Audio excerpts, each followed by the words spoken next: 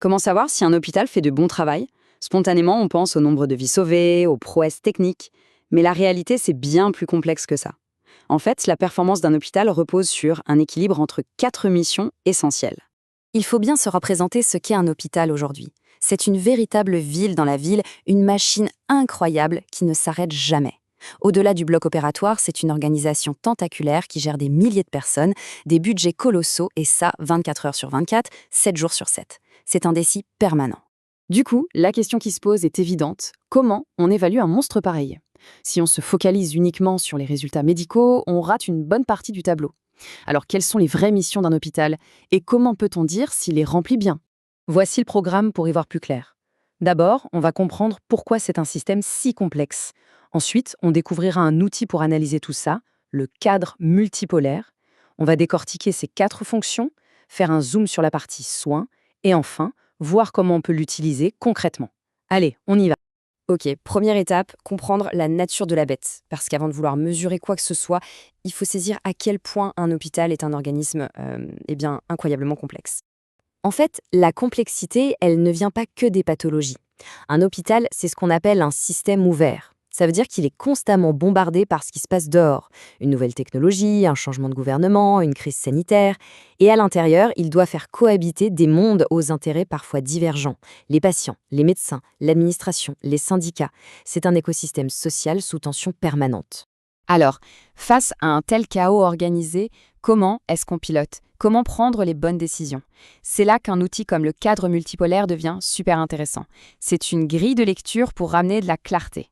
Et attention, ce n'est pas juste une liste de trucs à cocher. Non, il faut vraiment le voir comme un tableau de bord stratégique.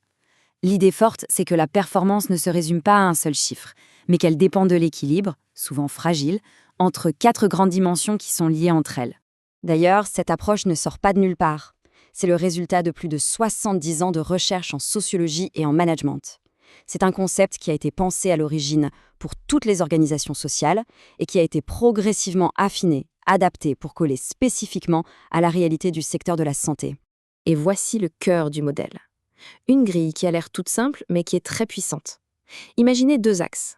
Un axe qui sépare les moyens, c'est-à-dire le comment on fait les choses, des fins, le pourquoi on les fait, la finalité. Et un deuxième axe qui distingue ce qui regarde vers l'interne de l'hôpital et ce qui regarde vers l'externe, vers la société. En croisant ces axes, on obtient 4 cases, 4 missions vitales. Parfait. Maintenant qu'on a la carte, on va explorer chacun de ces 4 territoires pour voir ce qu'ils recouvrent exactement. On commence par le but ultime, la grande raison d'être de l'hôpital. C'est l'atteinte des buts. Ici, on ne parle pas juste de soigner le patient qui passe la porte, on parle d'améliorer la santé de toute une population, de s'assurer que tout le monde, peu importe ses revenus ou son origine, ait le même accès aux soins. C'est la mission sociétale. Deuxième fonction, l'interaction avec l'environnement. En gros, un hôpital n'est pas une île. Il doit constamment dialoguer avec l'extérieur. Ça veut dire quoi? Ça veut dire aller chercher des financements, recruter les meilleurs professionnels, rendre des comptes aux autorités, mais aussi, et c'est crucial, bien s'articuler avec les médecins de ville, les autres cliniques, bref, jouer collectif. Allez, on rentre maintenant à l'intérieur des murs avec la fonction la plus évidente pour tout le monde, la prestation de soins. Ça, c'est le cœur du réacteur. C'est l'organisation des services, le parcours du patient, la qualité de chaque intervention, tout ça en essayant de maîtriser les coûts. C'est le métier de base de l'hôpital. Et enfin, la quatrième fonction, celle qui soutient tout le reste, le maintien des valeurs et de la culture. C'est le moteur invisible, c'est la gestion des ressources humaines, la culture d'entreprise, la motivation des équipes, les valeurs qui animent le personnel soignant au quotidien. Si cette base n'est pas solide, tout le reste de l'édifice finit par s'écrouler. Bon, on a posé le cadre général. Maintenant, pour bien voir comment ça marche en pratique, on va prendre une loupe et zoomer sur une de ces fonctions, la prestation de soins. Parce que même une idée qui semble simple comme délivrer des soins est en fait très complexe.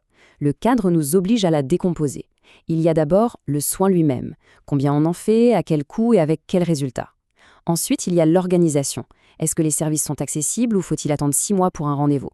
Et enfin, il y a l'intégration. Est-ce que l'hôpital communique bien avec le médecin traitant une fois que le patient est sorti? Et c'est là que l'outil devient vraiment puissant.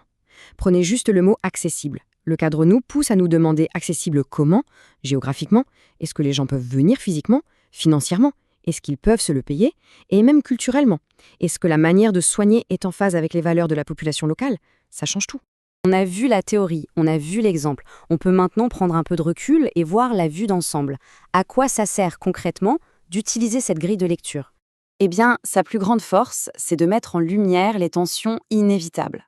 Par exemple, ce conflit permanent entre la mission de service public, qui voudrait qu'on soignait tout le monde sans compter, et la contrainte de l'efficacité économique, qui impose de gérer des budgets serrés.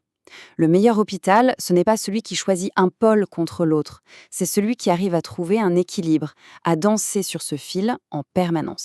Au fond, ce cadre n'est pas une recette miracle. Il ne donne pas les réponses, mais il force à se poser les bonnes questions. Comme le disent les auteurs du modèle, toute bonne analyse stratégique devrait commencer par là. Passer en revue ces quatre fonctions et se demander honnêtement où en est-on sur chacune d'elles. Donc, pour conclure, ce qu'il faut vraiment retenir, c'est que ce cadre est une sorte de boussole stratégique. Il nous rappelle que la vraie performance hospitalière, c'est pas une destination, c'est un équilibre dynamique entre ces quatre pôles. Si on en oublie en chemin, c'est tout le navire qui risque de prendre l'eau. Et je termine avec une question ouverte. Imaginez un instant si nos débats publics, nos politiques de santé, se mettaient à utiliser cette vision à 360 degrés. Si on arrêtait de ne regarder qu'un seul indicateur pour plutôt évaluer l'équilibre global, comment est-ce que ça transformerait notre regard sur le système de santé? La perspective, je trouve, est assez vertigineuse.